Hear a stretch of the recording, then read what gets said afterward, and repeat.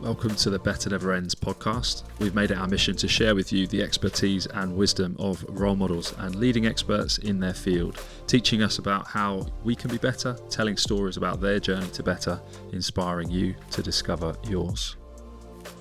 Welcome to a very special episode of the Better Health podcast. I'm joined today by Simon Cabot, long-term friend, physiotherapist, and longevity expert.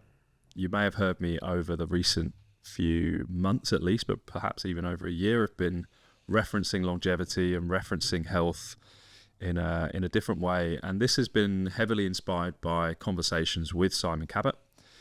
Simon, we first met 10 years ago. We worked at Nuffield Health together.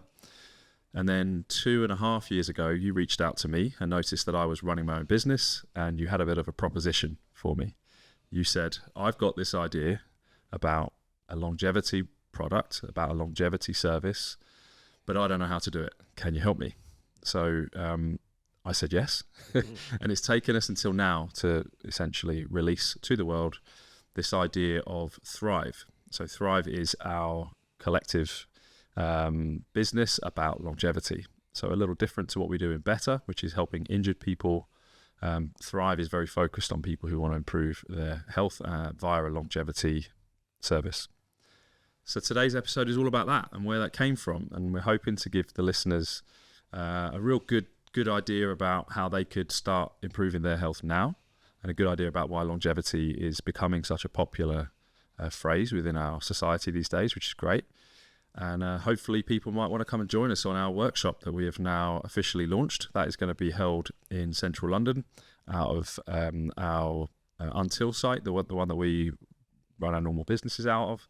And that'll be on Sunday, the 6th of April. So we'll come back to the workshop a little bit later. But if you are interested in improving your health, understanding your health, learning a bit more from Simon and myself, then Sunday, the 6th of April is the date to look out for.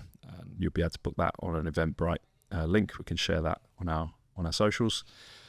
So Simon, I'll bring you in now. I've introduced you, and tell the audience a bit about Thrive and your mission, your vision for it. Thank you, Charlie. Great to be here, and it's been a little while in the coming, as you said, but for me it's actually been a long time building. And it all started actually around the credit crunch in 2007. And I was working in-house at Morgan Stanley as the physio on site there. I think you also worked there at some stage as well. And I really saw the impact of stress and lack of sleep on pain. And I'd come from an elite sport background in Australia, and then kind of found myself working at a big investment bank in central London, or Canary Wharf at that stage. And I never really realised how much stress and pain could influence, stress and lack of sleep could influence pain. And so it really changed my whole practice, because I realised if I wanted to help people that were very stressed and sleep deprived, I couldn't just give them exercises. I couldn't, do the usual tricks that I had up my sleeve. I had to start tackling these other aspects. And it sent me down a rabbit hole to try and understand, I guess, more about health and well-being, and not just helping people in pain.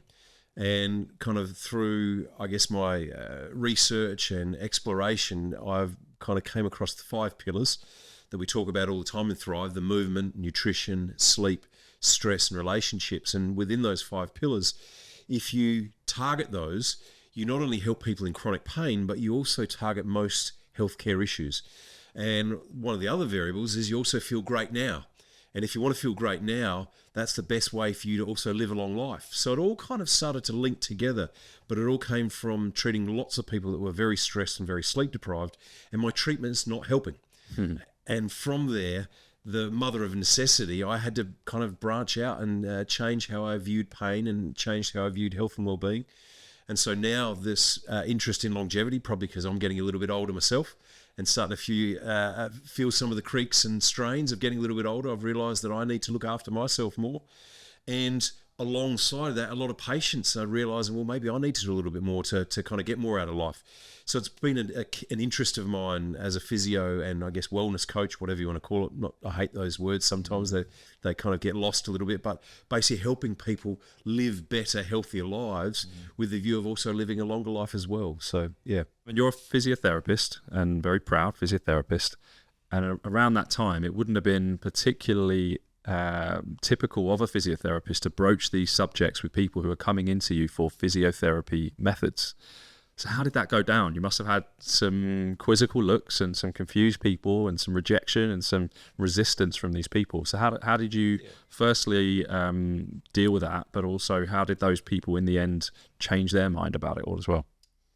So I think there's a few things to unpack there. Firstly, initially when we learn any new skill, we try and implement it on everyone and we get it wrong. And so when I was learning skills around, stress management skills or, some of the sleep hygiene tricks, I know not everyone loves the word sleep hygiene, but just for convenience, I think it's an easy way to describe, how we work on our sleep. And it was a little bit trial and error. But I think part of physiotherapy is trial and error. And I think if we explain it in that way, most patients appreciate that we don't always get it right the first time. So as an extension of an exercise program that we trial and we test and we see, did that exercise program work with the patient? Yes or no? If it does, great, make it a little bit harder. If not, how do we need to change it? So similar, I guess, context and premise to that concept, but just taken with what I was doing with sleep and stress. And then it was several years of trying all sorts of different things, learning different techniques in counselling and coaching and, all sorts of stress management stuff with breath work and journaling and cognitive behavioural therapy techniques. So all of these kind of started to be added to the repertoire because I think one of the reasons why I still absolutely love doing this is I never know what formula is going to be right for that patient. And there is no perfect formula. So one of the things that I still really love about it is each person will work on those 5 pillars, but how they work that into their lifestyle is the unique part. And that's the part that's interesting. And it keeps it, I guess, exciting for myself, and I think for yourself as well, because you never know what this individual needs. Because we know that they need to move and they need to eat a bit better and get their sleep and manage some stress and work on their relationships. But how they do that is always going to be unique. So I think that trial and error and building up a bigger toolkit, those sort of, that strategy is how I've worked out where I am today. And I think there was another really key part of my learning along the way. This is when I first started working at Google as the physio on site at Google. And there was a software engineer that I was treating. And I kind of went through my questions about the lifestyle issues as well. And he said to me, have you just run an algorithm on me? And I didn't really know what he meant by that. And I was very new to Google at that stage, so I didn't understand really what software engineers do. And he explained the concept of an algorithm. And again, I know sometimes algorithms get shamed a little bit in our kind of profession, but I think you can use them as a framework. And what I didn't realize, there was an algorithm that I was running on people. And it was looking at those 5 pillars predominantly. And through fine-tuning that algorithm from his kind of suggestion and his insight, it really made me narrow down that there is a process and everyone needs to almost go through that process, but the outcome for the individual is unique, just like that combination lock. We know that you're going to need to work on your movement, nutrition, sleep, stress, and relationships, but how that looks like for you, that's the unique part. That's the interesting part, and that's why it's still kind of fun after being doing this for more than 25 years. And I think the other part that's interesting is that quite rarely do you say to someone, oh, did you know you should exercise more? Did you know you should sleep more? Did you know you should eat healthily? Did you know you should manage stress? Did you know you should have good relationships in your life? Yeah. People aren't going to go, really? Yeah. It's not that. It's more to do with how do you connect them to their story, into their pathway and their journey. That's what you're getting at here, is like, how do you make sense of that? And although people might not necessarily understand this, how the algorithm works in a human form, we sort of do in some degree, because that's clinical reasoning. Yes, that correct. Is problem solving and joining dots together. So we do it. It's just, are you constantly refining it? Are you constantly using a scientific method in order to narrow it down and prove one works over another, or are you just doing your off-the-shelf algorithm for everyone? I think that's the interesting part here, is that you're demonstrating this kind of real obsession with finding out the exact thing that works, and you're going really quite broadly. And that's what always struck me with your practice, is that you went really broad with your learning in order to narrow it back down to your patient in front of you. Yes. So you touched on it a bit there with breath work, with journaling, with other practices there, and with counselling. Like, you weren't learning how to be a better physio in the traditional sense. You were learning how to understand the human body. Yes, and then which is what I think is an important part of our practice. Actually, is that if we just stick to physiotherapy, we sometimes miss some magic out there in other departments. And it's all teachable, and we've all got skills that I think are actually very easy to kind of add to your repertoire. And interestingly, the software engineer that kind of gave me the insight to the algorithm, he was known for solving complicated problems. And this was another fascinating insight that I got from this chap. Really interesting guy. He would solve problems that, he would debug things that other people couldn't debug. And what was interesting is he never specialized. And he said that specialists are really good at only solving very specific problems. That's why you're a specialist.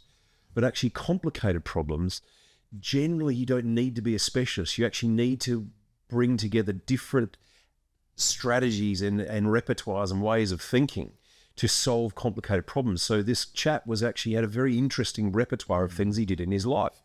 He was exercising, doing Brazilian jiu-jitsu and some sort of, I think it was flamenco dancing. He learnt language, he played an instrument. He was doing all these different things. He liked reading all sorts of things. So he had a very general knowledge about a lot. And that's what he said was very interesting, and why he was successful in his job is he knew a lot about lots of different things. And if he needed a specialist, he could get their insight, but to put it all together was that generalist and knew lots about lots of things. He was an expert generalist. Correct. So this is a term I came across reading Range by David Epstein, a really, really lovely book, which is essentially that concept, that we do need specialists in our world, but we also need these expert generalists to draw from different fields and solve complex problems. Correct. And something I've heard you talk about before is this idea of sometimes these seemingly complicated problems are actually relatively simple to solve. Yes. And I think the only way you can really say that is through the experience that you've had and through understanding these algorithms. So give our listeners a little idea about what you mean by that. So another interesting thing that I learned from software engineers generally, this is a very common thing, is that they'll often say that complex code has more bugs. And so if we use that analogy for solving pain, which is a complicated problem, again, complicated rehab programs, complicated behavioral change, all of these things tend not to be long-term sustainable change. And so I'd often ask a question to one of the software engineers, think about the best software engineer what are they really good at doing? And the universal answer is simplifying something that's complicated. Instead of writing a page of code, they write a couple of sentences to get the same, if not better, result. And that's why mastery is often taking something that's very complicated and then being able to simplify it to something that seems so basic, but actually it was the distillation of all of the concepts, the theories, all of the things you've brought together that then make it what seems quite simple. But that is as I said, the mastery, and something that I look at one of my other mentors in Australia. He's even better at finding that really critical thing earlier. And I think that's the mastery. That's the skill that I'm still trying to perfect. And I think if you're half decent therapist, that's really what you're striving for. What is it for this person today is going to have the biggest impact on them in their life going forward? Now that might be a very small step still, but what is it today for that person? And I think that's an art and a skill that I'm still definitely working on. So we've got an audience listening who may or may not be injured, may or may not be physiotherapists, may or may not be keen on learning about their health. Let's think generally here for this broad audience and just say they've probably got a list of at least a handful of things that they would like to improve upon in their life. Yep. If they try and do all of these at once, there's a good chance they will fail. Correct. Right? So how does someone understand which problem they should start with? What's the root cause? You were saying there about the algorithm being most effectively changed to the root cause. How would you help someone understand their root cause for not necessarily pain here, but for life? For life. Yeah. Getting from surviving and going to thriving, which is, the premise of everything, surviving to thriving. So firstly, I'd be looking at those 5 pillars, and then I would be rating them. And we've got the questionnaire that that is being released as well, so you can do a more detailed version in your home or on your phone or wherever you want to do it. But that questionnaire is fundamentally what I'm running through, plus more detail that I then fine tune. But we're looking at, out of those 5 things, where is the lowest hanging fruit? What is the most obvious, easiest thing to treat today? So it may not be the one that needs the most effort, because it might be too much to take on today. So with all of these things, for me, it's always a negotiation with a patient. What are you willing to do? What do you have time for? Particularly the demographic that you and I treat, Charlie. These are, corporate warriors. They're busy people, successful people. They've got a lot on their mind, a lot on their plate, juggling family life, work life, travel, blah, blah, blah. So I think our negotiation is constantly checking in. What do you have capacity for? And then trying to come up with the 1, maybe 2, 3 things that is most likely to influence that person. So there's the lowest hanging fruit kind of metaphor that I work with, but very much tied into what do they have capacity for? Just like the patient I just saw who, he's a really busy guy. Got 3 kids under the age of 12, busy job, travels. He's really not sleeping very well. One of the goals we made for him is kept it very simple, that the phone has to go off at 9 o'clock and then he wakes up at 5 o'clock. It sounds simple, but if he can work on that one thing, we negotiated on it because he really didn't want to turn his phone off. But if we can get him working on that one thing, I think that's going to be really helpful therefore he can relax instead of being on his phone. He's got a chance of winding down a little bit more. He might actually have a hot bath, hot shower to chill out after his really busy day where he's been juggling the trading floor, etc., etc.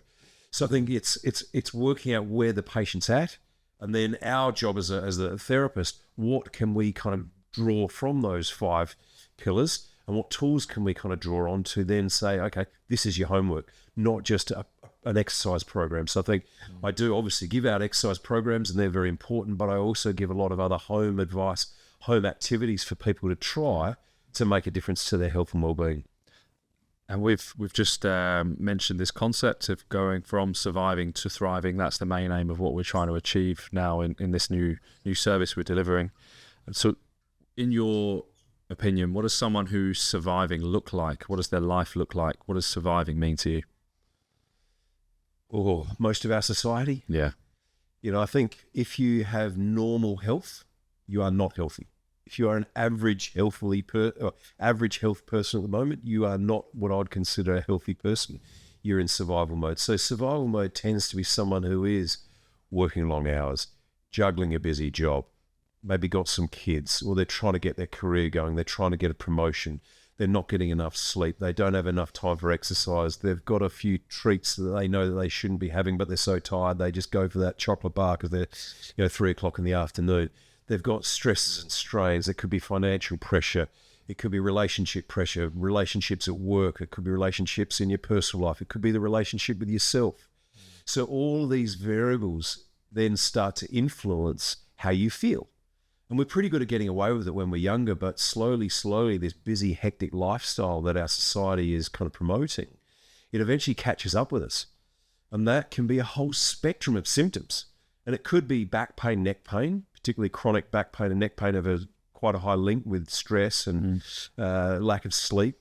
Or it could be stomach upsets. It could be skin rashes. It could be all sorts of stuff. It could be irritability. It's sleep deprivation, sleep and insomnia issues, all sorts of healthcare issues, from heart issues, you name it.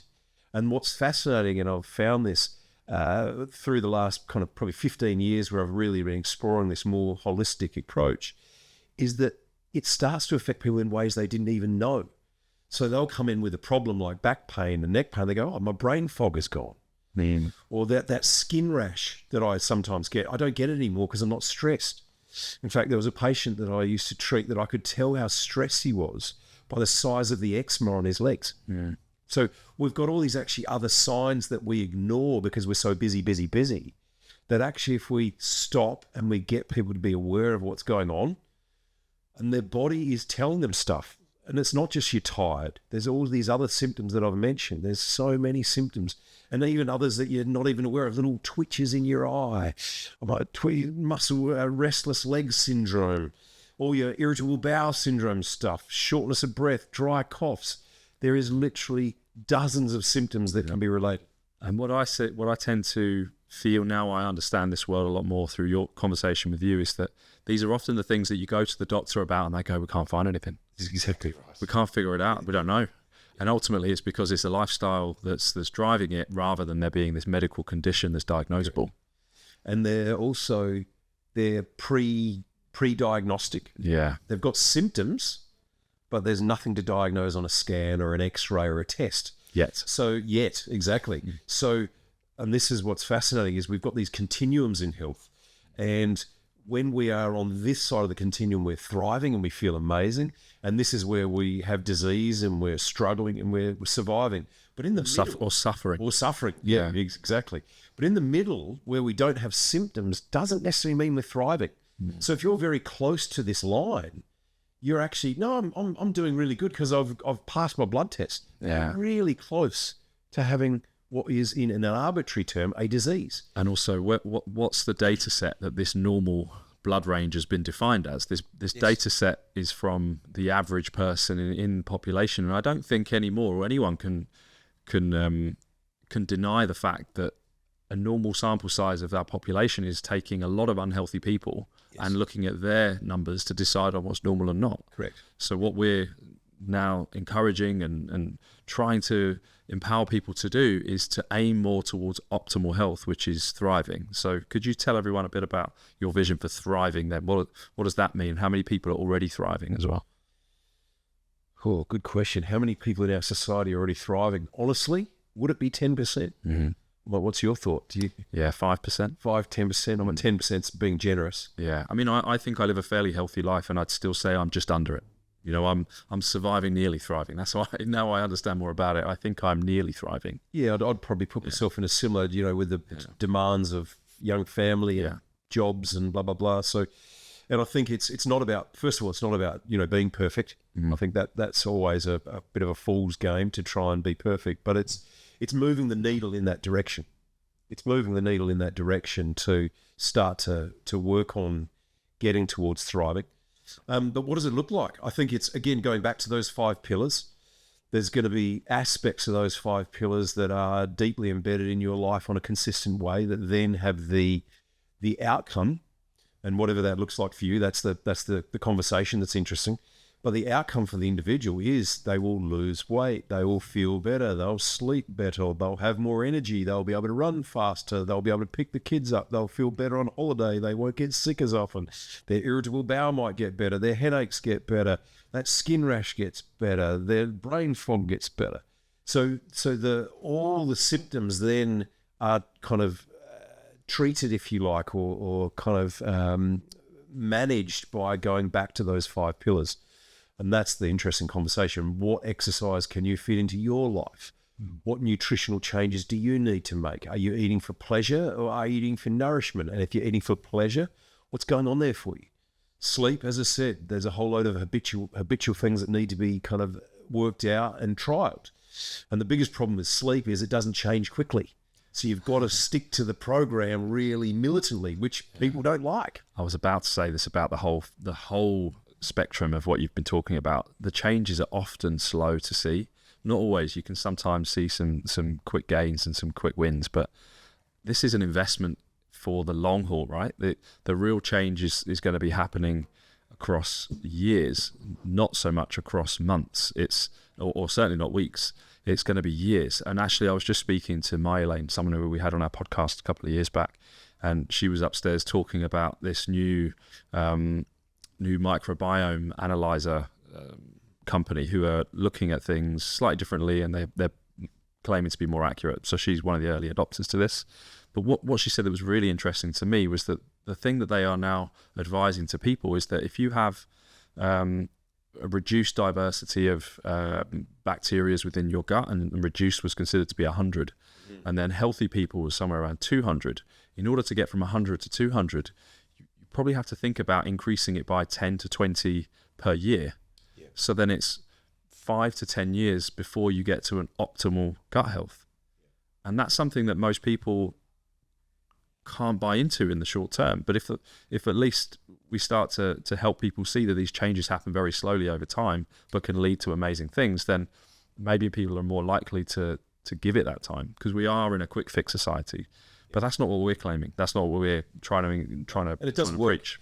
And the research and science backs up that, that gradual, consistent, small steps is the way to long-term behaviour change. So we get that. And I think that's why a lot of our target audience is probably someone who's a little bit older. Yeah. If I'm honest. And I think part of it is when you're younger, you're still invincible. You haven't felt the cracks and the aging kind of kicking in. And I often joke with you, I was like, you're younger than me, mate. You wait. Like it does change. Yeah. And so I think as we age, you've got a choice. You either start to get old or you choose to kind of fight it. And I think the thing that most people say is they don't want to be kind of old and can't do things. Well, that starts now. And that, to your point before about, we're often thinking long term. A lot of the stuff that I'm implementing in my life, I'm thinking about, so when I'm 80 or 90, I can still be playing with my grandkids. So that real long-term thinking about what you're going to be when you're older, that's why I think often when you're younger, you just can't conceptually get there. But a lot of what we're talking about is, how is it going to look when you're in 5 years, 10 years, 20, 30 years time? And what do you do now? So then when you are that age, you're still living the life that you want, because it starts now. Because if you then think at 75, you can pull it around, I'm like, you can, but it's much harder.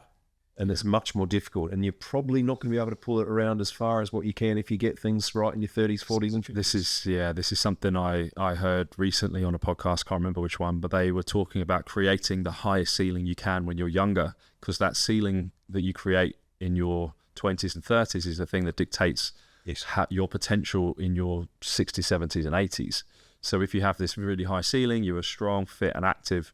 Even if you dip down, you've still got the chance of getting back up there again.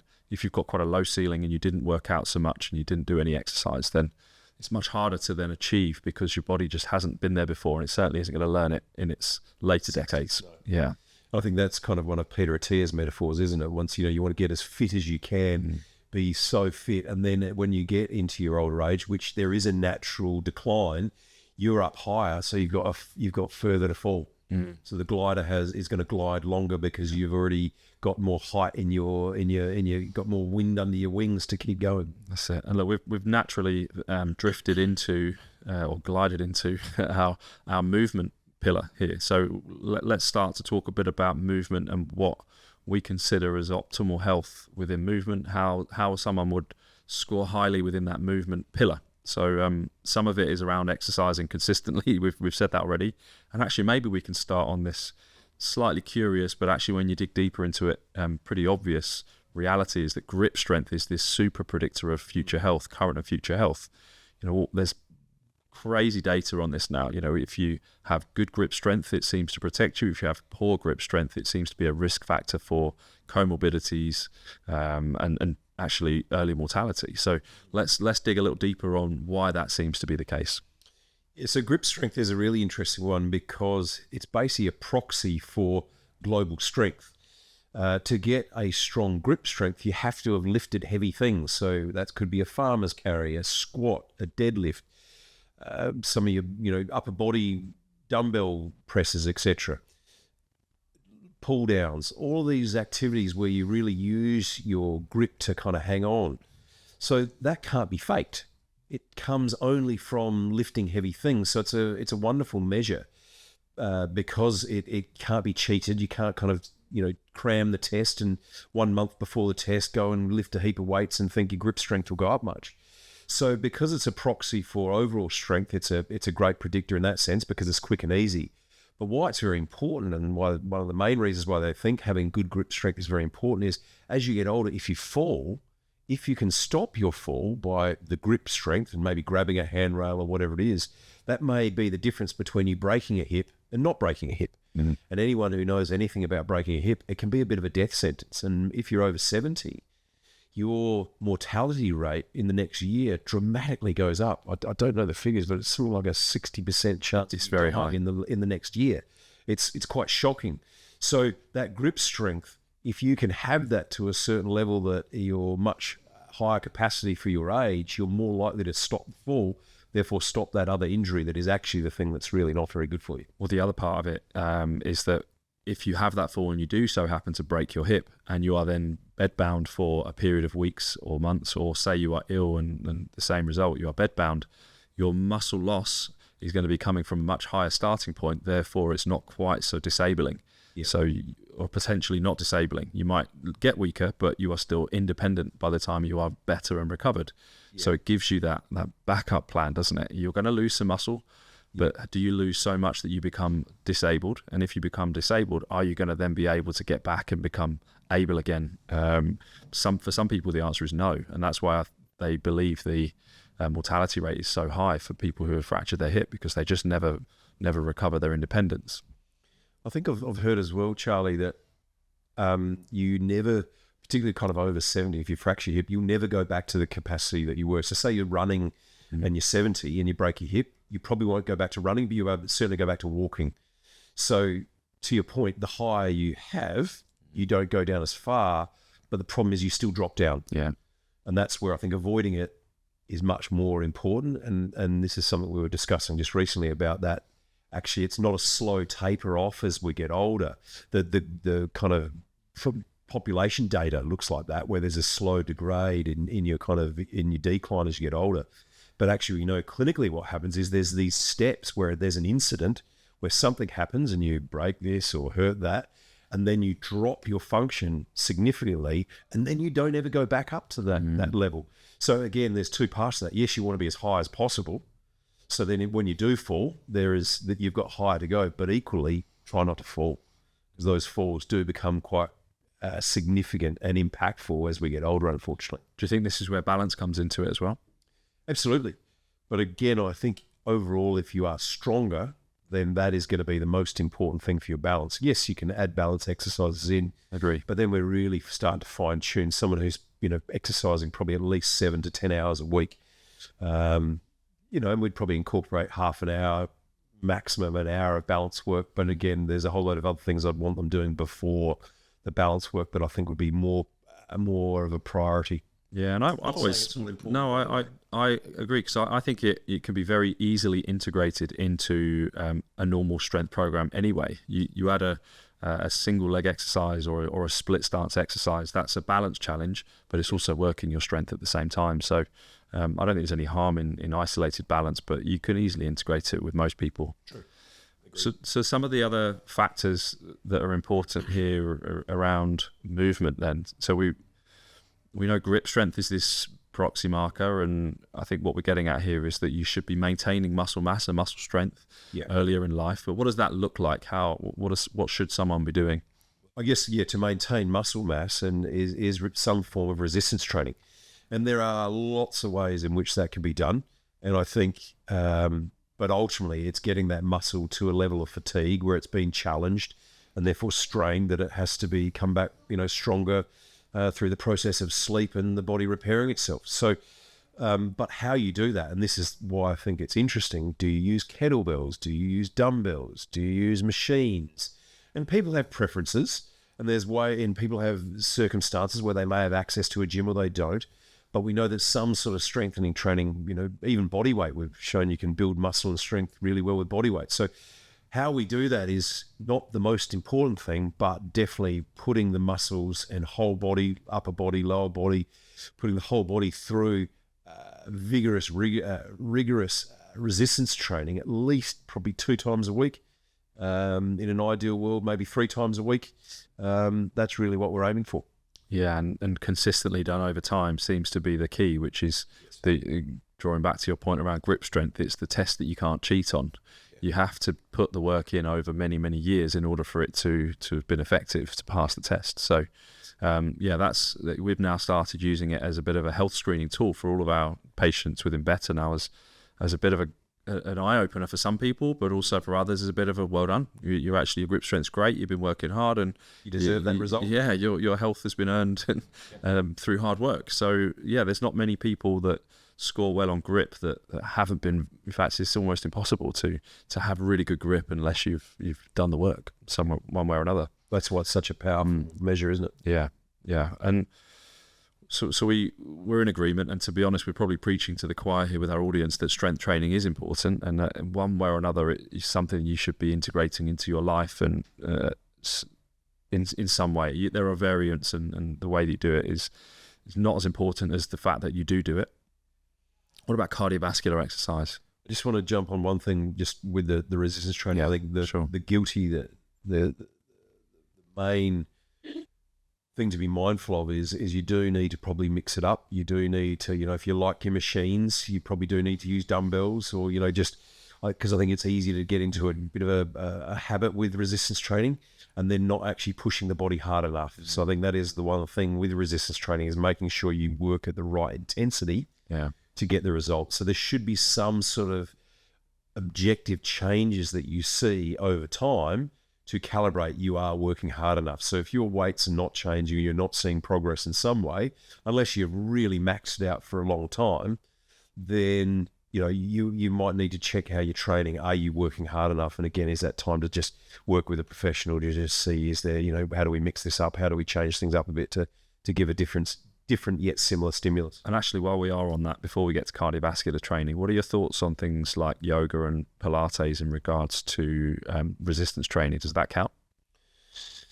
Look, I think these classes are close, but I often debate the level of resistance they're going through. I think they're certainly working someone hard, and I'm certainly not going to say don't do it. But I just question, is the resistance great enough to really work on the strength? And I think, yes, it could be, but I think you need to be honest with yourself. Are you able to put enough load through all muscle groups appropriately to really get the resistance that you need to get the strength changes?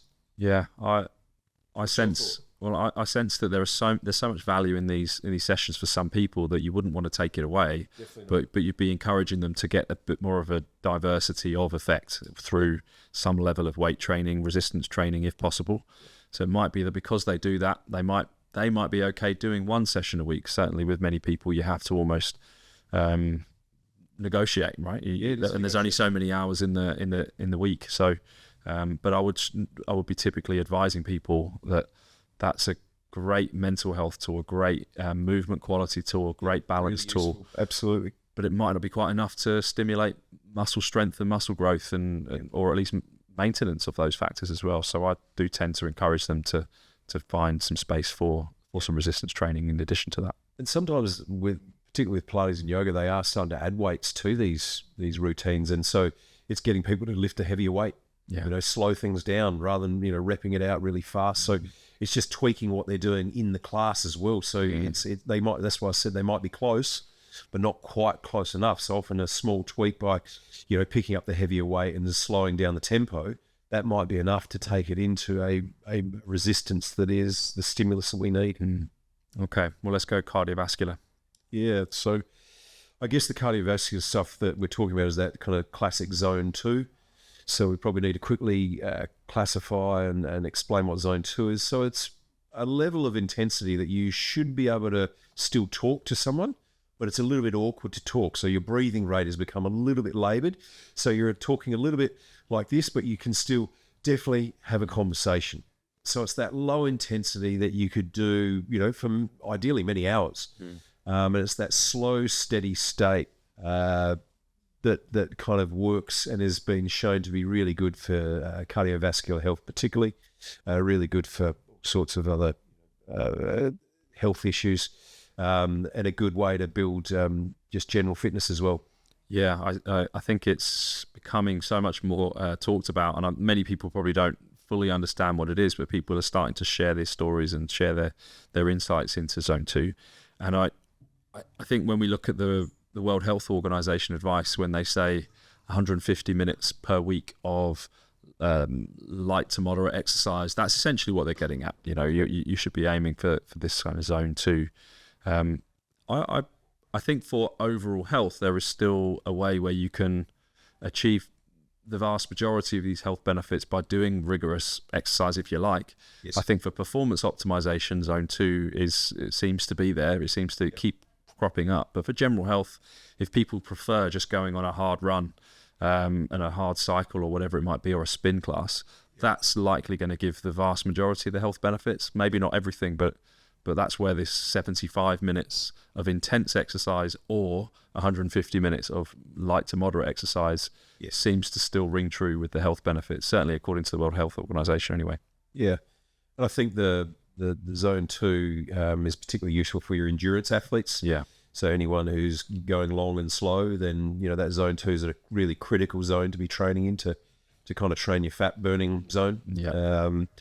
So I think, again, I quite like it because I can be talking to people on the phone. So I often call Australia when I'm on the bike at home. So, but again, it can be quite time consuming. So it may not fit everyone's lifestyle. So to your point, Charlie, that yes, actually that you can squeeze in that 45-minute run. That might be a better use of your time than spending an hour and a half on the bike doing a slow, steady state. But for some people, it becomes really important. And for some people, they're so deconditioned that that's where they need to start as well. Yeah. So I think there's a few variables, and again, it's going back to we need to bespoke this movement piece to the individual. Yeah. And that's why, where is the person at? Where can we build on? What do they enjoy doing? Because if you don't enjoy it, you won't do it. Running is a classic for that. There's so many people that run, but they don't enjoy it. I often ask, well, why are you running? If there's something else you'd rather do, why don't you do that? Yeah. If you like running, like you and I do, great. But if not, why are you doing it? Let's find something you do enjoy, because then compliance is going to be much better. Yeah, the slight caveat to that is I used to hate it. So, some people can grow to like it, and that was definitely me. But if someone has been doing it for years and they hate it, then I agree. Then find something else. Yeah, it took me about 6 months, I would say, until I started to go, you know what? Quite enjoying this. I think it was more the progress I liked rather than the act itself. And that's a bit like exercise. That's like everything we're saying.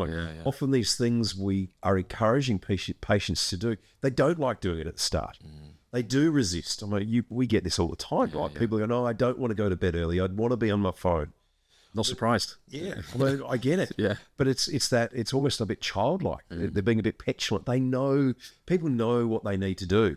And I think one of the key things in our role is to give good, hard science why this is not just a joke, why that we are really adamant about doing these things, and then making it viable for that patient. And I think that's the skill that we offer to really pitch at that person's level, but equally holding them to account and saying, look, I get you don't want to go to bed early, but guess what? Try it. I'm going to insist on it, and then let's see how you feel, because we're talking about this just before the podcast. Them experiencing it, that's the greatest motivator. Yeah. Yes, I use science. Yes, I use metaphors to explain things and try and get people to understand. But the biggest change that I see is once someone feels it inside themselves, they feel the changes. That's the convincer. Yeah. So that's the negotiation I'm often having with patients. Like, okay, just please try it for a week. Try it for a week, and then let's get back to it. Let's report. And when something works, you don't have to convince them to do it again.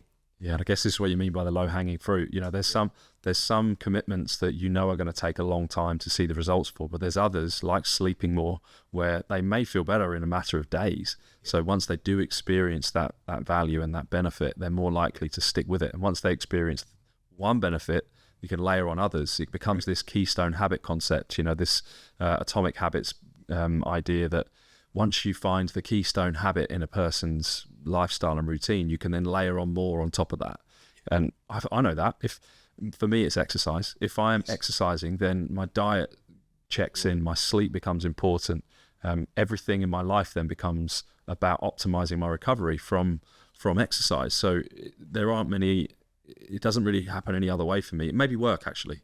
I've got two. It would be having purpose around my work and having purpose in my exercise. If those two are there, everything else seems to fall in place, and it works well. And I want to then optimize in other areas as well. So that's what we're trying to find with our clients, isn't it? Well, yes. What's the keystone habit that's going to then make it possible for everything else to be easy? And like people come in and go, God, I'm eating so much better now. I'm even wanting to do these things. It's not even, you don't have to, arm wrestle them into it. It's like they start asking for it. They start asking for more. And I think as physios, as much as some people might think, "Oh, this is out of my scope," it's not necessarily. If you're comfortable talking about health in these terms, then it's absolutely in our scope, because it's about behavior change, and we do that all the time with our physio rehab. Is we are trying to find a way to change that person's behavior to get them to engage in the exercise program we want them to do.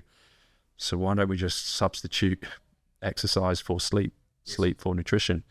And there'll be times when it is out of our scope, but you've got your network to share with, and you'll have people who you can then lean on or refer to if it becomes slightly more out of your scope. But if you're interested in a subject like we have both become, then it is your scope, because you've become perhaps not quite an expert, but certainly a very someone with a lot of information about that subject to at least guide people and support people.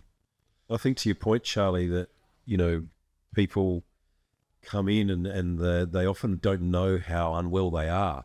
So when you make these changes, then that small step, that keystone habit, as you're talking about, and it could be sleep, it could be exercise, but once you get that, then other things fall into place, as you're saying. And I think that's what's really fascinating, is working out that keystone habit for someone, and then seeing the changes flourish.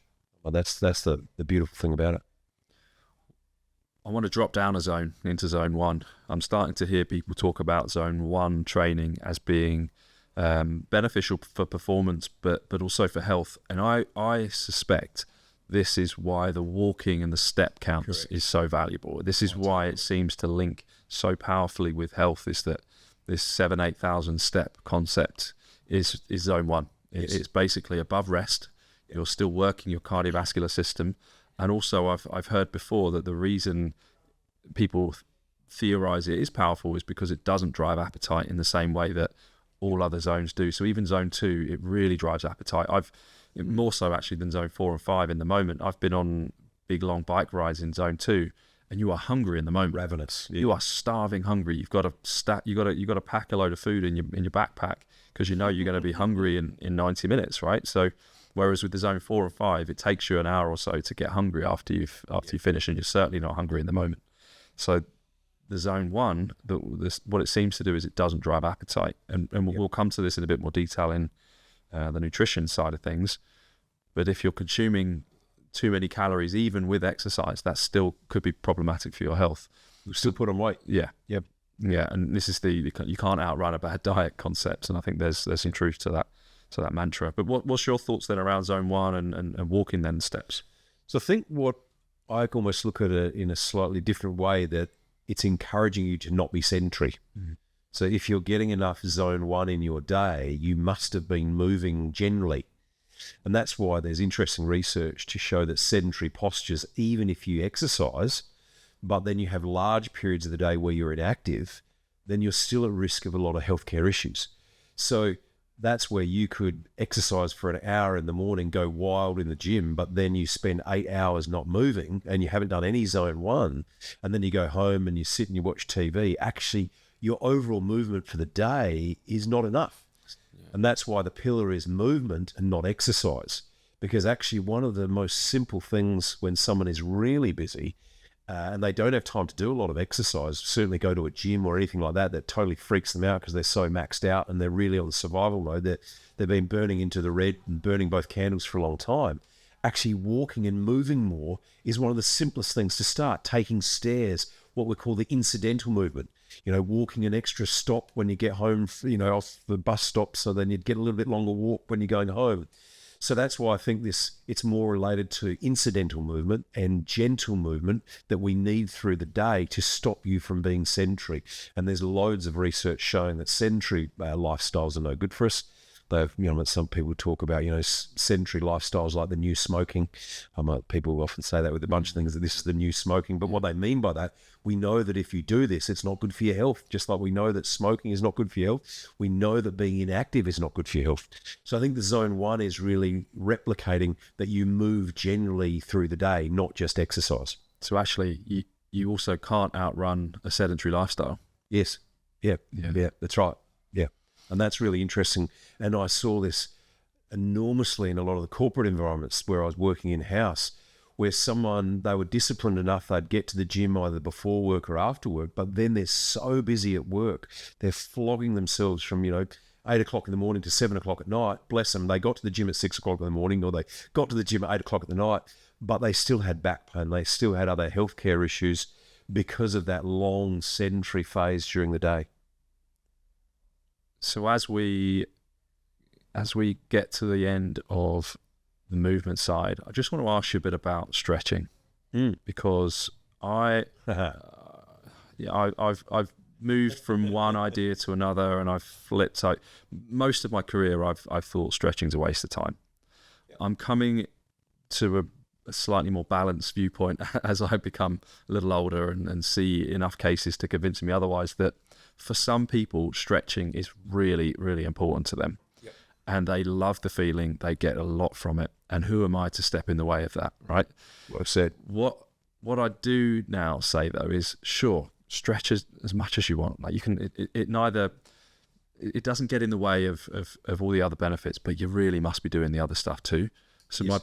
My problem tends to be with the people who only stretch. Yeah. I don't have a problem one way or another. And there are some people who now have convinced me that they get so much value from it that they should be stretching because it's positive for them. I'm certainly not one of them. And I'm flexible. And I'm a flexible person who doesn't stretch that much, but I move my body in different directions, and that seems to be enough to maintain my flexibility. So I know that I haven't achieved my flexibility through stretching. So for some people who want to become more flexible, it might not even be it's probably genetics, it's probably lifestyle. Yeah, in general. Genetics is how flexible you are. Yeah. But I think I'm just becoming a bit more balanced on this idea that stretching is fine if you want to do it, if it's good for you, but also you don't have to do it necessarily. But there could come a time in your life where if you don't use it, as in the flexibility and the mobility of your joints, you will lose it. So you will stiffen up. And so if you do want to maintain flexibility, you at least have to be moving within those ranges often enough. Do you have any other opinions on it? So I think when we're talking about things like stretching, that to me also fits in the category of rollers and balls and ice and heat and some of these things where the weight of evidence isn't as strong. So you can pull out some evidence to say that it helps in the short term.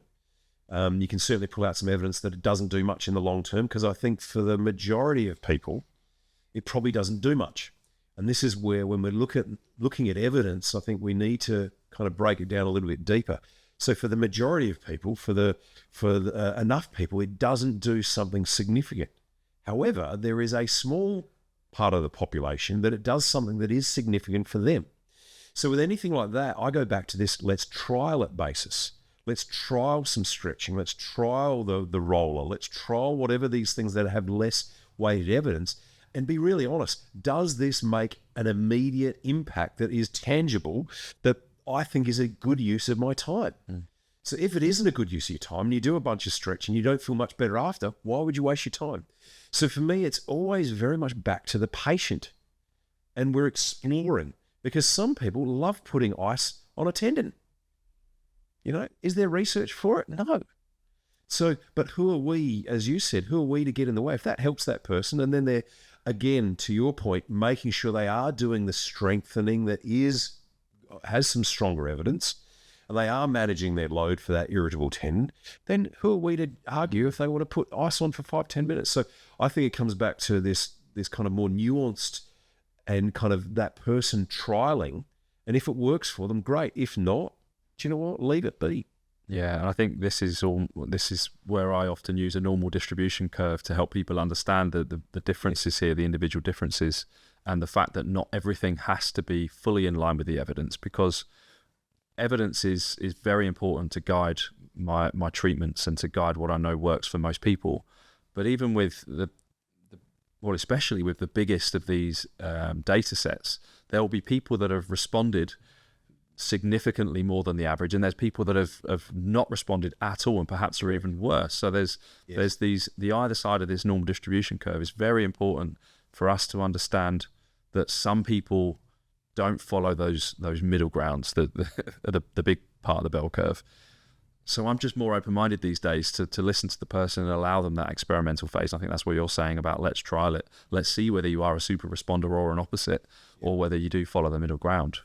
Certainly guides my what am I going to do first with this person. But we often see people who are complicated and people who have failed other normal methods, and they're looking for other things. And it might well be that we have to trial different methods, and maybe it is a bit more stretching that works for this person because they just happen to be a super responder.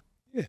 And look, stretching, in my experience, it tends to work a bit better if you're very flexible or you're not. If you're naturally a bit stiffer, people tend to like it a bit more. And those that are very flexible, they've often been, and they want to make sure they keep their flexibility. Now that's total anecdotal, but that's what I've seen clinically.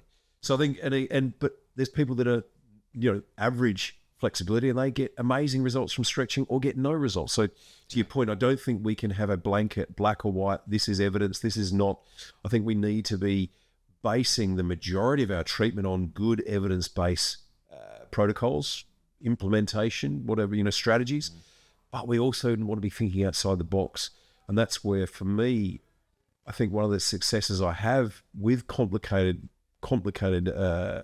patients that have failed treatment with other people, I'm willing to try anything, and sometimes it can be as simple as, like, I realise they're just dehydrated and they're not getting enough water, and they've tried exercise programs and they've been down scans, and it was like literally they needed to go from 1 litre of water to 3 litres of water. And it sounds so trivial, but when you really look at the whole person, that could be the missing link. Yeah, I had a case recently who spent the last few years in chronic neck and shoulder pain, and he's seen a lot of good physios. He's been to the doctors, they scanned him and nothing significant came back.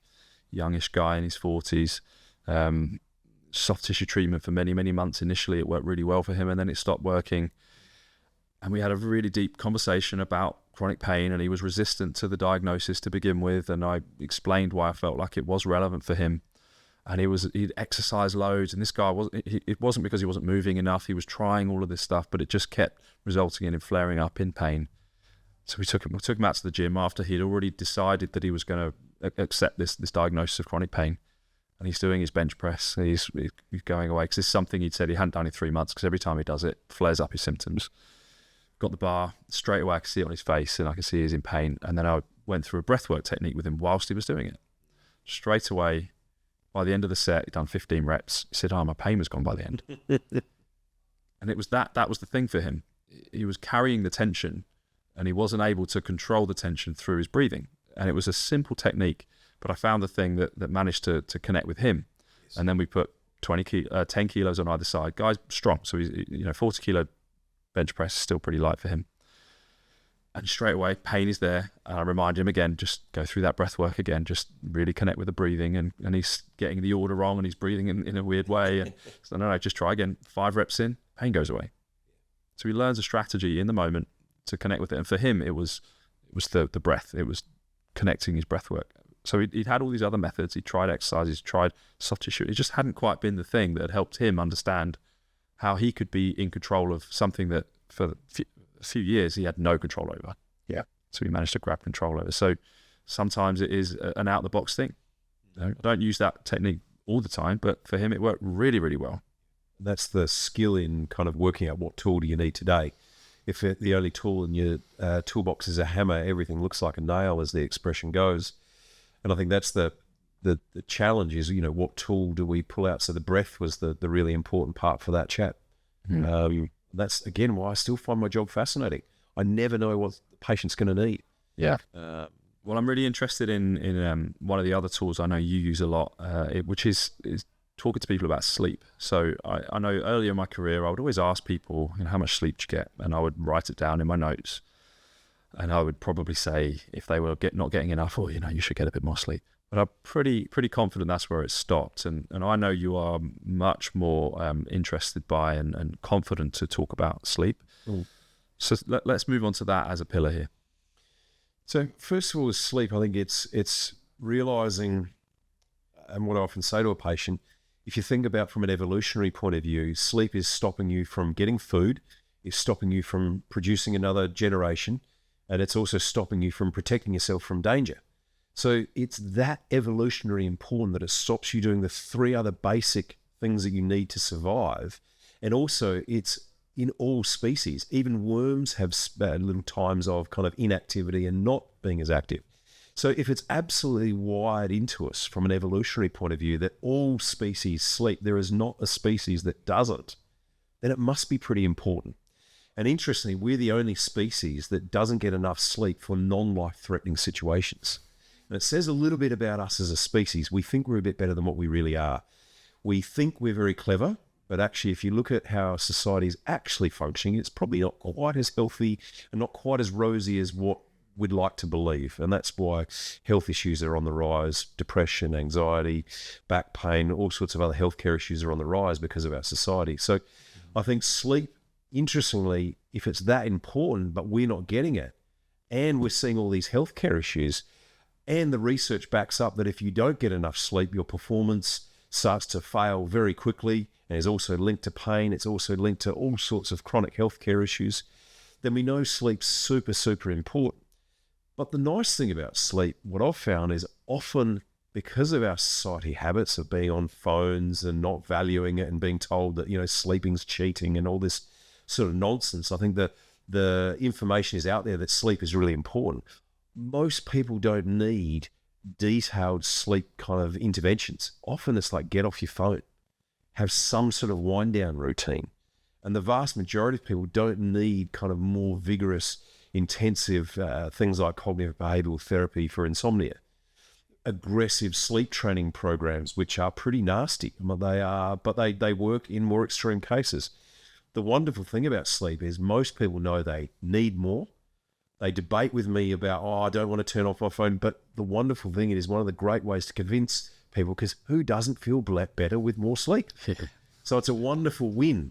And so once people start to feel it themselves, then away we go. And sleep is one of those things from a physiological point of view, a cognitive point of view.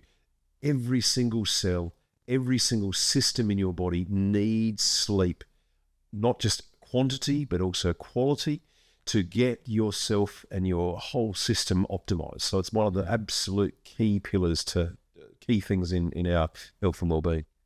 How many days is it that we can cope without sleep? It's only a few, isn't it?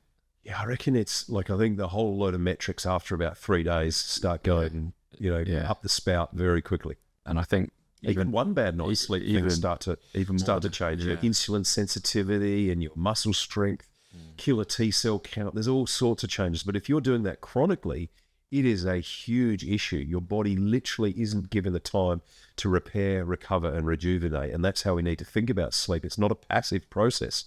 It's not you just laying there doing nothing. Yes, you're not conscious, but your body is highly active. There are loads of things happening across every cell in your body in that magical time that we call sleep. And sleep is magic. And it seems like magic is happening, but actually, like all magic tricks, we know what the magic trick is. It's literally repairing, recovering, and rejuvenating every cell in our body. So no wonder it's pretty important. So one of my favorite films is Inside Out. And in the film Inside Out, it talks about what's going on in the brain, and there's all these metaphors for like different emotions, joy, sadness, but actually one of the lovely things is all the stuff, all the activity that's going on during sleep. Yes. The person goes to sleep and the dream system kicks in. That's right. And all the guys are rejuvenating other stuff, all the work's going on to rebuild things and memories being moved from one place to another. And I think it's a really nice visualization for adults, actually, let alone kids. My kids love it, but for adults to go, that's some of the stuff that's going on in my brain. Absolutely. And in my body. I think it's incredibly psychologically accurate. Yes. So yeah, slight diversion there. But one thing I'm quite curious about and interested in your thoughts on is this idea of people feeling like they're getting enough sleep when they're not getting enough sleep. Yeah. So there's quite good research to show that your subjective experience of how tired you are doesn't match the objective markers if we were to test them. They've done this in lots of capacities where they will have someone who's well slept and they measure their strength or various blood markers, and then they sleep deprive them and they see what happens. And all of this changes very quickly, but someone will often report, I'm okay. I'm not that tired. I'm okay. And we certainly see that very frequently in the corporate warriors that we treat. They naturally get on with it, solution-focused people. You don't survive in corporate life unless you've got that spirit, to be honest, because it'll chew you up and spit you out otherwise. So that sort of person can often be denying themselves about how tired they actually are. And when you grill a little bit deeper, it's like, well, I definitely need coffee to get going in the morning. And yeah, I do fall asleep on the train in the way to work or on the way home, or, I really have difficulty, kind of staying awake sometimes. I'm getting back to sleep sometimes. So all of these indicators that there could be other health issues related to sleep could be going on. I think there's also this this idea in society that 7 hours is optimal for sleep. And although a lot of people, the averages that we're getting, I think actually the average is 6.5, isn't it? But like there's just a lot of speak about 7 hours, which my understanding is that it isn't 7. It's much closer to 8 hours is optimal for the vast majority of people. And then the other part, which I'll let you cover as well, is that so many people say, 6 hours is perfect for me, 6 hours is enough. Now, I don't think that there are many people that's actually the truth for. Yeah. So it's, again, to your point, a lot of people think they're getting enough sleep, but actually, again, the blood work and the objective markers would kind of disagree with that. And I think that the problem with us kind of kidding ourselves is it kind of goes to our society generally, where we're not often in check with what's going on inside of us. So we're not being honest with ourselves about how tired we are, how much time we are resting and recovering and spending that time to really focus on that rejuvenation piece of life. That, yes, we need to be active and doing things, but then we need to be rejuvenating and replenishing, and sleep is obviously a critical part of that. So I think the key with sleep for me is there's actually a genetic kind of amount of sleep that you have, and we vary between kind of 7 to 9 hours. And we know that people can live and survive on 6 hours, but we know that 6 hours is kind of the cutoff, that if you're getting 6 hours or less, then you're definitely linked to a whole lot of other health care and kind of long-term issues related to, Alzheimer's and heart disease, etc. So yeah, that 6 hours is definitely not enough. And how you know you're getting enough sleep is, do you wake up without an alarm?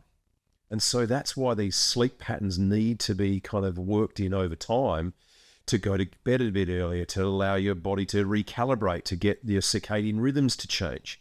So we know that a lot of people can function on 6 hours, but actually on holiday they sleep more. On the weekend they're sleeping more. So we know that they're actually not getting enough sleep. They are sleep deprived, because someone who's getting enough sleep will have the same amount of sleep pretty much every night within 15 to 30 minutes. So if you're someone who gets more sleep on the weekends that you like to sleep in, you are sleep deprived. You're not getting enough sleep. Now, there is a rare genetic anomaly of people that can survive and thrive on less than 6 hours sleep. And these people never get more than 6 hours sleep ever, no matter what. I'll probably treat 1 or 2 a year. There's plenty of people that think they're that genetic difference. Yes, that's me, I can survive. But when you go into it, actually they can sleep more than 6 hours. These people never get tired. They function very well, regardless if they get 3 hours. And as I said, it is a rare genetic variation on people that can survive and thrive on less sleep. But interestingly, it is often linked to other healthcare issues as they get older. Mm-hmm. My experience of sleep deprivation has mainly been around young kids. Having two young kids. My first in particular didn't sleep very well. And my memory of that year of him, 2017, is very hazy. Yes, very, very hazy. So it just gives me that real lived experience of the effect it had on my memory. Yep. It just didn't consolidate in the same way that it would normally do. I've got much clearer memories of the years either side of his sleep problems. My daughter as well, the first year of inevitably wasn't great for her being born 2020. I came out of that, she started to sleep better, and my ideas for running this business came. This clarity came of like, I think I need to create something of my own. So I've got these experiences of not just the impacts of sleep deprivation, but the benefit of getting that sleep back. And I think actually that's why sleep often is that low-hanging fruit, as using your metaphor, because it does seem to improve health quickly. And across the board. The feeling of sleep seems to feel great really quickly. People who previously said, "Oh yeah, I was coping really well," and then they get another hour. Wow, I feel better. No matter how well they thought they were coping, people feel better when they get that extra hour. And that's the objective measure of getting more sleep. It does make you feel better. It's like exercising. You have to get fitter. I do just want to caveat that if you're consistently getting 9 or more hours sleep, then that's also something to really look into as well, because it could be indicative of something more medically serious or other things that are going on. So that is also something that I think is really important. It's less frequent, But if you are consistently needing 9 or more hours and you've been trying to, look after yourself and you just absolutely cannot get by with, less than 9 hours sleep, then that's something also worth just kind of getting some medical checks just to double check, make sure there's nothing else going on. We're talking like many weeks and months of this pattern, basically. Yeah, I think if you had a month or two where you really just were constantly tired, I'm kind of a month guy. If things are kind of after a month they're not improving, I think get it looked at. Yeah. Sometimes a little bit more aggressive than that, but generally, I think as I get older, getting onto these ailments sooner. The number of times someone comes in, it's been there for 6 months, and then the process is harder. Those bad patterns are more ingrained. So yeah, if I think a month is kind of enough time to suffer for me. What other factors might you look at for someone who isn't getting enough sleep and struggling with sleep? What other things might be relevant to them? Look, I think without fail, get off your phone. That is the biggest variable, and having some sort of routine where you wind down appropriately at the end of the day. So I think that has to be until that is tried, you cannot move forward. And I'll tell you what, this is like you're going to take away a firstborn child. To not be on the phone at the end of the day in your bed is a hardcore negotiation that I constantly have with patients, but I do not back down, because it's what I've seen too many times where you try, also they're exercising more and they've tried to be a bit better with their diet and not have a meal late at the end of the day, and they've managed their caffeine and they're doing all this, but they're on their fucking phones. So it's one of those things, I'm like, until you get that right and really have explored getting off your phone and having at least an hour to wind down, all the kind of things I'll suggest are kind of moot. Do you also mean computer games? Of course. Do you screens, full stop, screens, TV, phone.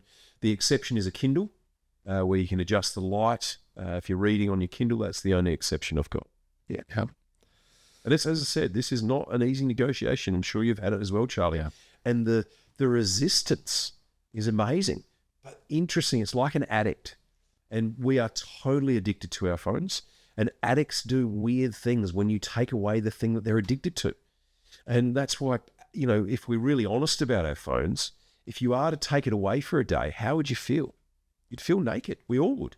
So it's often the challenge that I have with the phones is kind of really getting them to acknowledge you are addicted to your phone. Hands up, me too. But if you don't know that you're addicted and you don't really acknowledge that, then I think the behavior change is harder to accept. There was a documentary recently on Channel 4 called Swipe, I think. Yeah, and it was about kids and their phone use, and scary. And look, there was some really difficult subjects broached around suicide and various other mental health concerns. But the main thing was that they trialed this 3-week period without their phones. So all the kids did it, all the teachers did it, the presenters did it. And you just hear from the stories they were giving, the addiction was big. They different manifestations of it, but they all had their own struggles with it. Yeah. And then 3 weeks down the line, all sorts of things improved. So the only thing they changed was phone, whether they had it or not. Sleep was better, performance was better, cognitive tasks, sense of well-being was better. It was just, everything was better across the board. So it just goes to show that it's an incredibly powerful tool to try and minimize phone use in general, let alone in that final hour or two before sleep. And interestingly, this leads to other social pressures of social anxiety and feeling you're not good enough, and all the pressure because they see, my friend's off skiing in the Alps and I'm not. So there's a whole load of layers to this phone, not just the stimulation, the blue light, blah blah blah blah blah. There's this huge impact on our society. And I think this will be one of those that in 5-10 years go, whoops, we probably were on our phones a bit too much and we've made a mess of our kids and we've made a mess of our cognitive mental health. So I think it's like the days where they kind of knew smoking was bad, but they didn't really kind of tell everyone about it.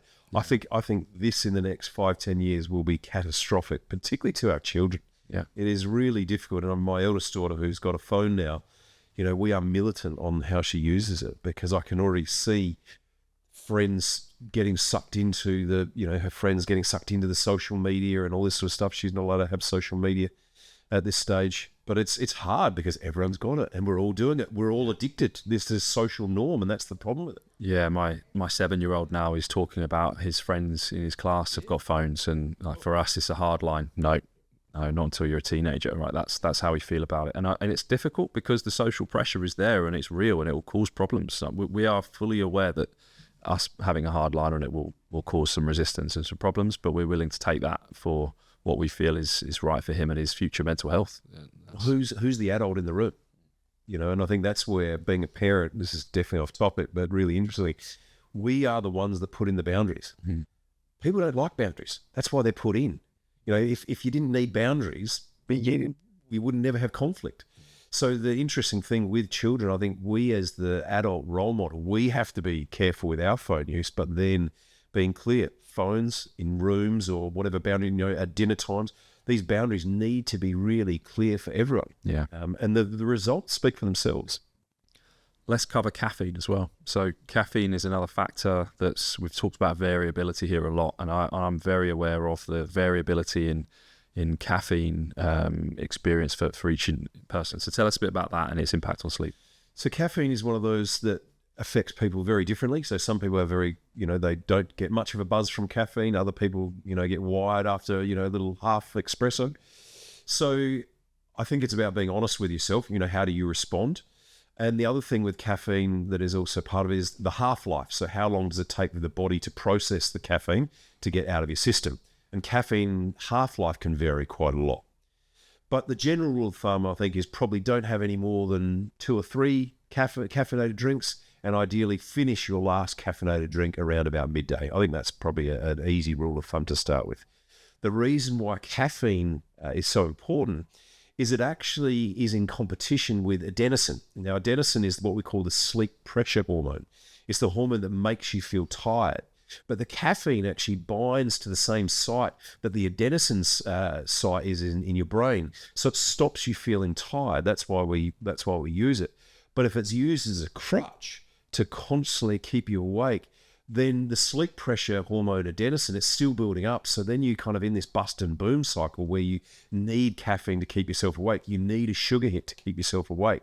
So it's something that we want to be mindful of caffeine. There are some other health benefits to caffeine as well, but I think it's the timing of caffeine and it not impacting your sleep kind of further down the line, and knowing that it has quite a long half-life. Yeah, my cutoff is somewhere between 2 and 3. If I have it after 3, then I start to feel a bit more of a challenge to get to sleep in the evening. I don't have huge problems with it, but that's when I notice it. If I've accidentally had a bit later than I usually would, and every now and again I'll do it, and I'm like, oh, I wonder if it's going to be it, and it is. If it's after 3, then I can feel it, and it might still be okay getting to sleep, but I can definitely tell a difference if I'm having caffeine after 3. So, and I'm probably having 3 to 4, I would say. I don't have more than 4. That's 3 on a normal day, sometimes 4.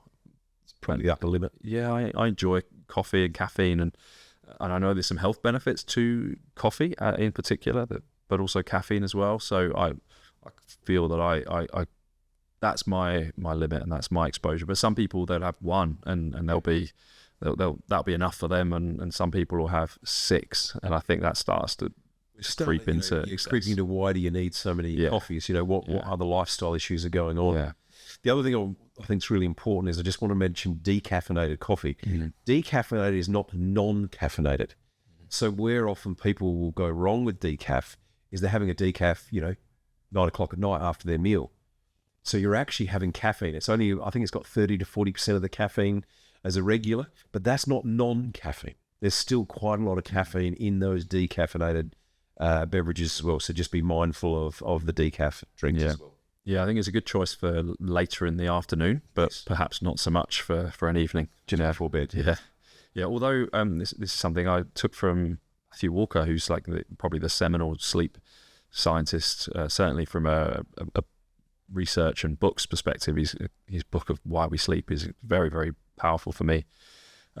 He said that there are still some people who genetically can handle coffee just before bed and their sleep looks exactly the same. So there is clearly another genetic variant of really high tolerance to caffeine. Yeah. And I think there's also some people that even though they think they're not affected, actually when you do the sleep studies on They that. are. We do see that they don't go into deep sleep, for example. So again, it's always based on that individual variation. Yeah. Yeah. And I think actually it's probably a good point to bring up wearable technology here. This is where wearable tech can really be beneficial, because it can, certainly if you get the right type, it can look very, very accurately at your sleep cycles and whether you're getting enough and what your heart rate variability looks like when you wake up. All these factors start to link together and help you become more introspective about your own body. Is the thing that you're feeling actually what's objectively happening in your body? Yes. So although I don't think everyone needs wearable tech, I think for people who are struggling to learn about their body and their health, it's a really valuable insight. It's like calorie counting. It's nice as trainer wheels on as you're learning something. So calorie counting can be really important as a preliminary step, but eventually you want to, you'd ideally be able to not have it. I know you and I, we're big fans of the work. Yeah. We like tracking our data, but that's us. Yeah. And to your point, not everyone wants to track the data as detailed as what you and I do, but we love the experiment. So it suits us. And I think for people who are interested and they don't know much about health at the start, it can be good to learn. I think the training wheels idea is actually a really good analogy there. Some other subjects around sleep that I've become intrigued by is this consistent bed and wake time. Yes. Historically, I didn't think it mattered at all. I used to think it's just about the amount of hours you get. But I've definitely got now some lived experiences of myself where that's been valuable, and noticing that when it's consistent, I feel better, no matter it. Regardless of how much sleep, if it's consistent, then it seems better. It really helps the quality. And the reason why consistency is very important is because of our circadian rhythm. Now, circadian rhythm actually responds quite slowly. It's a 24-hour thing. It's, it responds slower. So that's why we get jet lag, for example. So the consistency helps your internal body clock know that this is the time to sleep and this is the time to wake. So if you're varying that, and say you stay up a little bit later and then you go to bed, sleep in a little bit later, the next day your body's saying, well, now we've recalibrated that we go to bed a bit later. But if that was Sunday night and then you need to get up earlier on the Monday, then again you're messing up your kind of habitual patterns, and the habitual patterns are really linked to that circadian rhythm, which is your internal body clock. Well, there's this weird data quirk that supports that, which is that there are more deaths in hospitals the day after the clocks go forwards, because everyone loses an hour of sleep and the death rate goes up, which just shows you quite how powerful sleep is. And it goes the other way, so you get less deaths when you go back an hour, when you get an extra hour's sleep. So it's really powerful data that goes both ways. It's fascinating. That's a huge international study, isn't it? Yes. I forget the one, but I know what you're talking about. Like, it wasn't just in one country. It was kind of across the board wherever there was daylight saving. And the other interesting thing I find when I've travelled, not very often, but whenever I travel to a big time zone difference, is that my appetite changes. So in this country, I'm not hungry in the mornings, and I get hungry around lunchtime. And then by the evening, I want 3 dinners, that's my appetite is crazy then. But when I traveled last year, I found that my appetite I was like, God, I really need breakfast. I'm like really hungry in the mornings, and then in the evenings I'm not so hungry. So clearly the appetite is also linked to that circadian rhythm. Absolutely. All of your biological processes are linked to this circadian rhythm. It's kind of one of the master controllers of everything that's going on in your body. So it's unbelievably important, but it's a slow moving system. So that's why the consistency of sleep is really important. And probably what is more consistent is waking up time.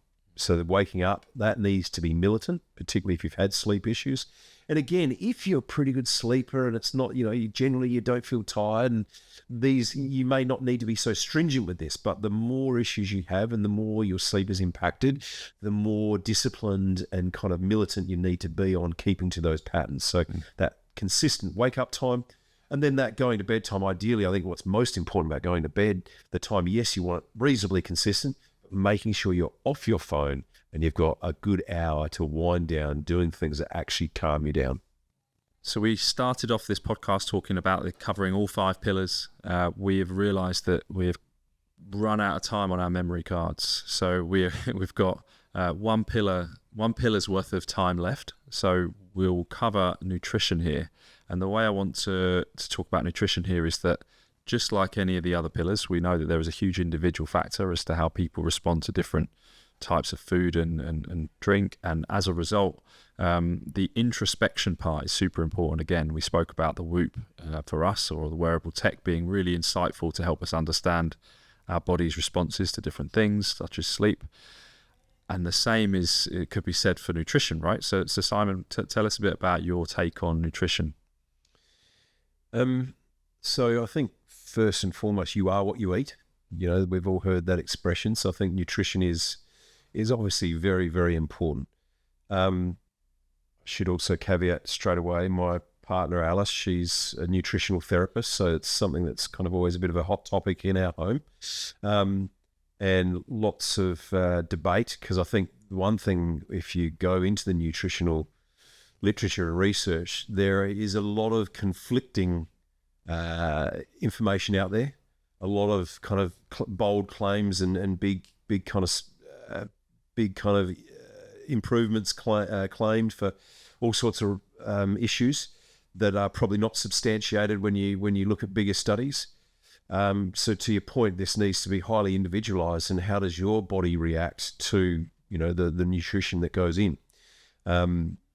So I think the most important thing with nutrition for me when working with clients is that real exploratory, and then with the framework what are the most likely things when we look at the research, what are the most likely things, again, compared to your low-hanging fruit with nutrition, what are the most likely things that are going to help you in your nutritional needs? So where calories are a thing that everyone now is aware of, right? Calories are something we look at on the back of a food package. They are a thing that we talk about. This thing's got this many calories. I need to burn some calories when I run. I only burn this many, but when I eat Snickers, I end up consuming that many. And it's definitely something people converse about. What's your take on calories then? Look, again, there's a lot of, I think, some conflicting research out there, but I think where we can be quite clear that if you want to lose weight, calories in versus calories out is a thing. But the calories that go in, they can react very differently to your body. And so this is, again, where I guess some other reasonably evident or good, strong evidence is if you have a higher protein diet, so it's the same number of calories, but a high protein diet is more likely to satiate. So it's more likely to make you feel full, which is helpful for weight loss and weight maintenance. So I think calories are an important thing, obviously. But again, how does your body react to certain calories versus others? If you have processed foods that are maybe high carbohydrate, how does that affect your body? How does that affect your concentration 3 hours later? And then if you want to put some tech on, when you put your continuous glucose monitor, how does that is that influenced by the nutritional inputs that you have? And so that's where I think going back to the type of calories, what these calories are made up of, how that influences the body is actually very interesting as well. And the CGM, the continuous glucose monitor, I think is a fascinating and really insightful 2 weeks where you get a good grasp of how your body reacts to the food that goes in, and when do you get those sugar spikes being really interesting. And the calories you've consumed are going to predict how you then kind of spike or not. Because some carbohydrates, different people spike to potatoes, other people spike to rice. So again, that individual variation is really important, but the kind of the measuring of data is really critical, I think, with that one. Yeah, and I know that some people are still hesitant to jump on the bandwagon of the CGM. I know that a nutritionist that came on, Liam Holmes, who spoke very eloquently about nutrition, and he's still not sure. He still thinks that it's going to be a fad that grows out. So it's when you've got big companies like Zoe who are very much pushing it and showing that this is a very important part for improving health, and you've got. But actually the data still isn't necessarily hugely there on long-term health change. Yeah, I think it's super interesting. I'm fascinated by it. I know you had it and you were really interested by the data it showed you. So perhaps it's going to be another one of those things that it's going to be around the individual. For some people, it won't make a big difference, and other people it will make a huge difference for their health and the way they feel. So I think the exploratory phase is where my head's at with CGM. Certainly if someone is looking to change their diet, they've tried the basics so far, I think it could be a really valuable addition to what they do. Yeah, and I think there's very good short-term data on them, and I'd agree to your point. There isn't the long-term. So I think, but my take on the literature, often what is very good for us in the short term, if done consistently, will also transpire that it's good for you in the long run as well. So that's where I'd definitely bank on the CGM being something that's useful. Again, if it's creating any kind of health anxiety or an obsession with it, then these things are not always useful. But as a 2 weeks of your life to just play and experiment with different foods and see how your body reacts, I think it's a very good use of a couple £100. Yeah, and I think that's a good point there, is that for a couple £100 you can get this data yourself, and you can do it as a solo experiment on yourself, or you can spend many hundreds and perhaps thousands on having a company do it for you, and that's when costs can really start to rise. And they have a huge database to then compare things to, but actually the cheaper version may well be enough to give you some data to work on. Well, I think with clients we've used, that when they use it, that you then implement different strategies so they can almost experiment. So you experiment with different carbohydrates. You experiment with things like apple cider vinegar before food. You see the impact of meat and various meats or not. You see the impact of having your vegetables first before. So you can actually give people a whole load of things to experiment with once you kind of set them up for it. I think it's an unbelievably useful, unbelievably powerful tool. Yeah. What other nutritional conversations might you have with people? So I think one that's often overlooked is hydration. Just a very simple, 2 to this. I think the best way to check that is the color of your urine. Is it a light pale yellow? I think that's, how much water you need to drink depends on your size and your activity and probably genetics and what country you live in, and depending on how hot it is. So I think that's why going back to the colour of your urine is a pretty simple test, and it should be a light straw colour.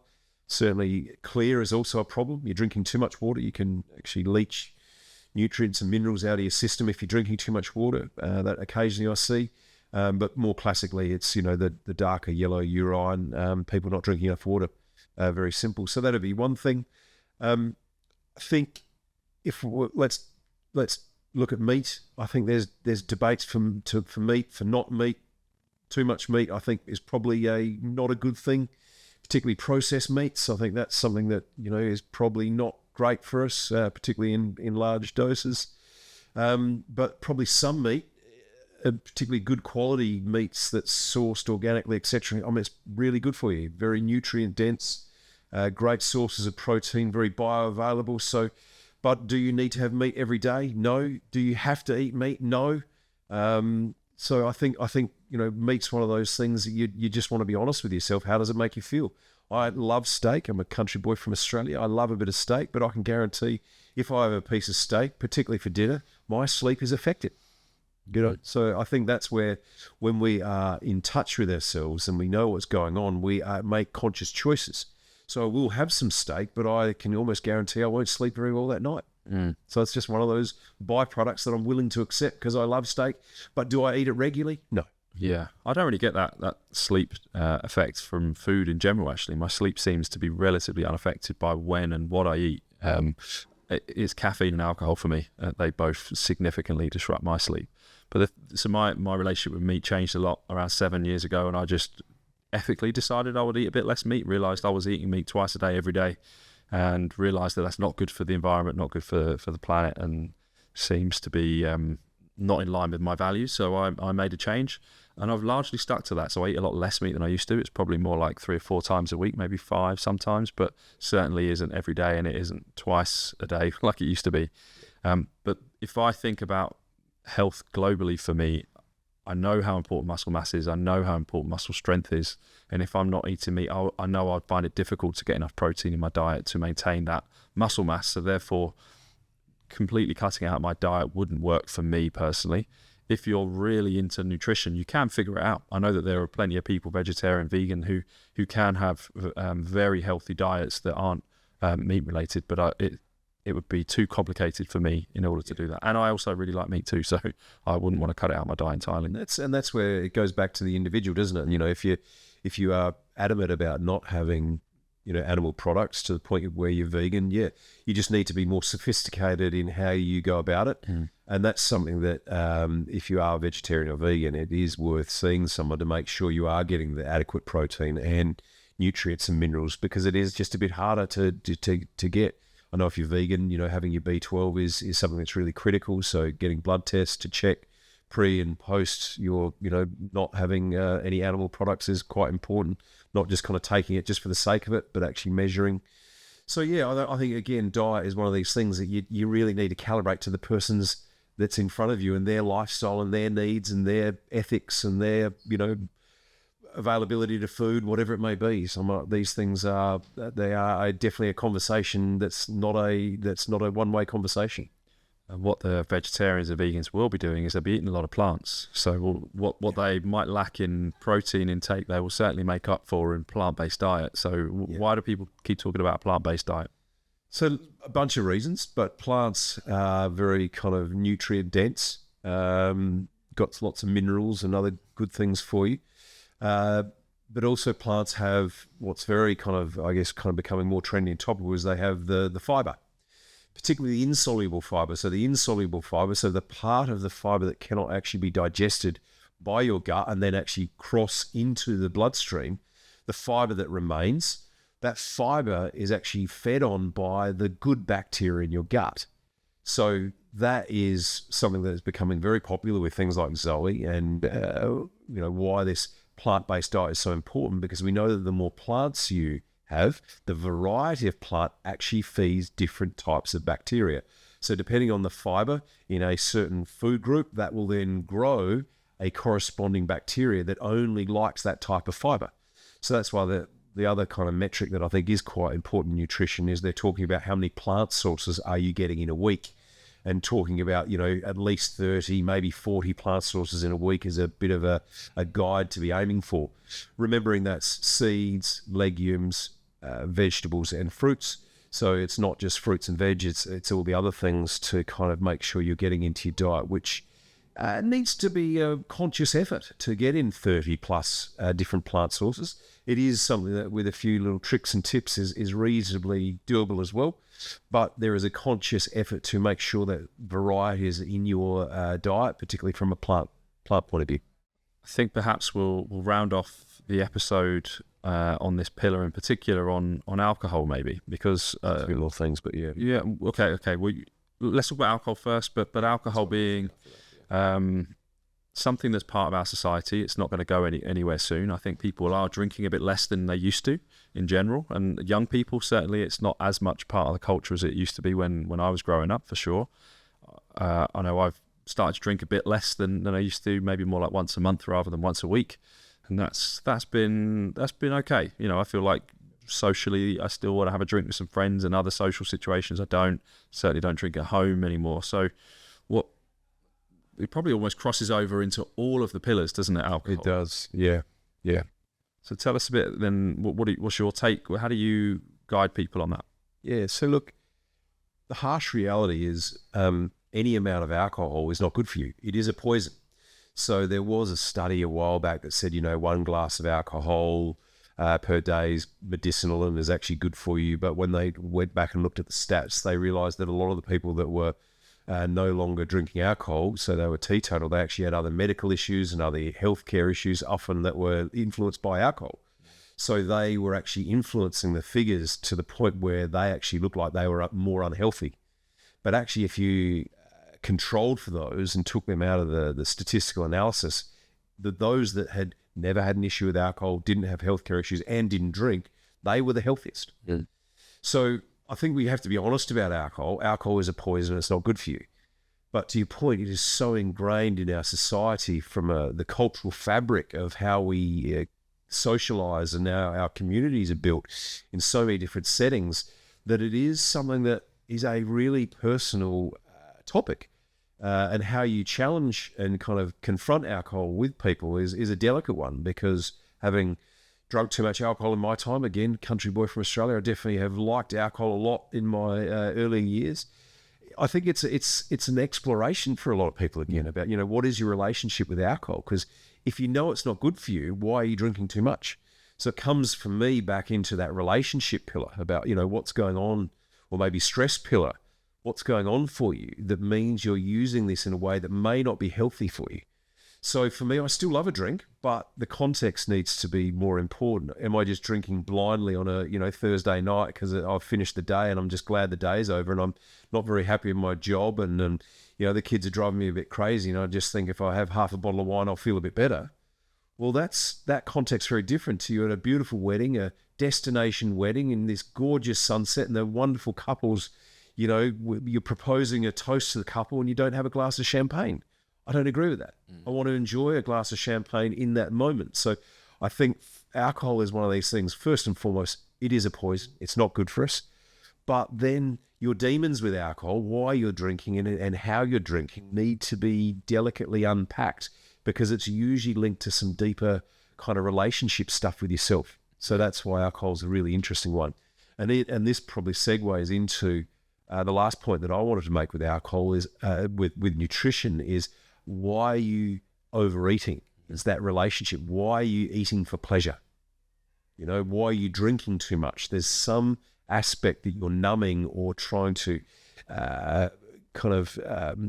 please your way out of a situation by having a short-term thrill, namely, food or booze.